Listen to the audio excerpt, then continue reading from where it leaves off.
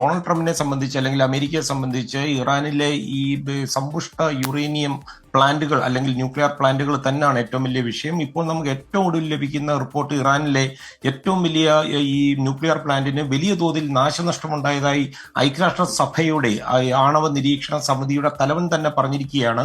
അതുപോലെ ഈ വെടിനിർത്തൽ നിർബന്ധം ആക്കാൻ അല്ലെങ്കിൽ ഇസ്രായേലിന് മേൽ സമ്മർദ്ദം ചെലുത്തുവാൻ ഇറാൻ നേരിട്ട് അമേരിക്കയോട് ആവശ്യപ്പെടുകയും ചെയ്തു. ഈ അടിയന്തര വെടിനിർത്തലിന് ഇസ്രായേലിൽ സ്വാധീനം ചെലുത്തുവാൻ US പ്രസിഡന്റ് ഡൊണാൾഡ് ട്രംപിനോട് ആവശ്യപ്പെടുവാൻ Iran, Tehran, Qatar, Saudi Arabia, Oman എന്നീ രാജ്യങ്ങളോട് ആവശ്യപ്പെട്ടിരിക്കുകയാണ്.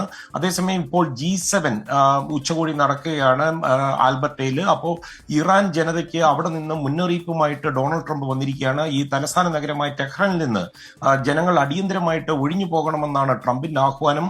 ആണവ കരാറിൽ ഒപ്പിടാത്ത ഇറാൻ മനുഷ്യജീവന് വില കൽപ്പിക്കുന്നില്ലെന്നാണ് ഡൊണാൾഡ് ട്രംപ് പറയുന്നത്. ഇറാൻ വളരെ നേരത്തെ തന്നെ ഈ കരാറിൽ ഒപ്പിടേണ്ടതായിരുന്നു. അതിനുവേണ്ടി 60 ദിവസം കൊടുത്തിരുന്നു. 61ാമത്തെ ദിവസമാണ് ഈ യുദ്ധം ആരംഭിച്ചതെന്ന് ട്രംപ് പറയുന്നു. ഇറാൻ ഒരിക്കലും ആണവായുധം നിർമ്മിക്കാൻ പാടില്ല.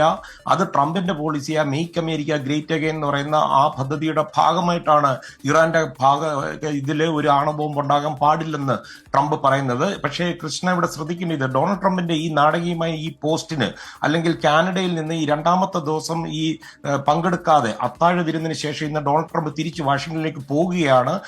അതുകൊണ്ട് തന്നെ ഈ പോസ്റ്റുമായിട്ട് എന്തെങ്കിലും ഇതിന് ബന്ധമുണ്ടോ എന്ന് അറിയത്തില്ല. കാരണം ഈ രാത്രി മുതൽ ഇസ്രയേലില് ടെഹ്റാനിൽ ആക്രമണം നടത്തുന്നുണ്ടെങ്കിലും ഇപ്പം ഈ അമേരിക്ക ഇതുവരെയും ഈ ഒരു യുദ്ധത്തിൽ ചേരാൻ വിസമ്മതിച്ചെങ്കിലും ഇപ്പോൾ പെട്ടെന്ന് ഈ യുദ്ധം മൂർച്ഛിക്കുന്നത് ട്രംപിന്റെ പോസ്റ്റുമായിട്ട് ബന്ധമുണ്ടോ എന്ന് സംശയിക്കേണ്ടിയിരിക്കും. എന്നാൽ വൈറ്റ് ഹൗസ് ഇപ്പോൾ ഇത് നിഷേധിച്ചിരിക്കുകയാണ്.